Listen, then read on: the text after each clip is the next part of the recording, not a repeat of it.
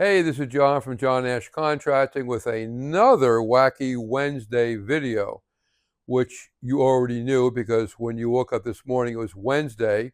And of course, the first thing you think about is John Asch Wacky Wednesday video. Duh. Anyhow, we're moving along the wrong direction. Let's back up. This will be about my mom.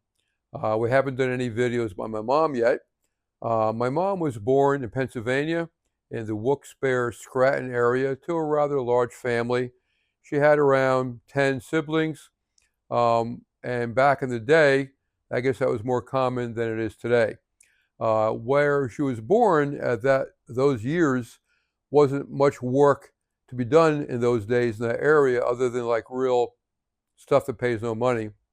And the first person my mom married, who I never knew or met, was an idiot who didn't work. My mom did all the working and took care of the kid and everything else. So she moved to New Jersey with the idea to get work in New Jersey, because back then there was a lot of factory work in New Jersey. And then my mom would call for her husband and child to then join her in New Jersey when she found a job and employment in an apartment and whatever. Make a long story short, him being an idiot, he left where he was living, didn't tell my mom a forwarding address, no forward number, and he just basically disappeared. That hurt my mom a lot and made her a little wacky. Time went by, and eventually my grandmother heard word of where he was because he was in an accident in the paper. My mom contacted him, and make a long story short, he disappeared again. It would not let her even see her son. I never knew I had a half-brother until I was about 16.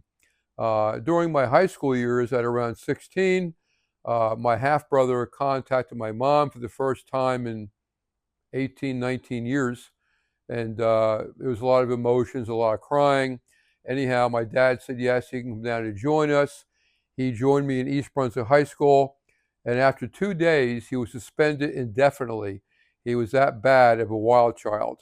After living at our house for about 5 days, he was that bad. My dad said either he go or I go. So, of course, he went. He went back to Pennsylvania, and there was a flood back around 1975-ish. If you look it up, I think it might have been the Susquehanna River. I'm not sure. But it flooded up in the Wilkes-Barre-Scranton area, and my half-brother was there putting up sandbags up. And the river broke through, the sirens went off, people ran and scrambled, and the next day, front page of the local newspaper was a photo of my half-brother buried from the waist down, upside down, his legs sticking out on the front cover of the paper. We found out later on that it was my half-brother, and my mom, of course, really freaked. There's a couple of things I can't even tell you about on this video, but many bad things happened with her son, my half-brother, and my mom had mental issues ever since because of that. My mom was a lovely person, had some issues. She loved to whistle. When she whistled, she did something called warbling, where it sounded like two different people in the same room were whistling. It sounds weird, but she could do that. She could also play piano from just hearing it. She would hear something, sit down, and just start playing. But she was very shy. Sometimes I would catch her playing piano and warbling when she thought nobody was there. As soon as I walked to the room or anybody else, she would immediately stop, close the piano, and walk away.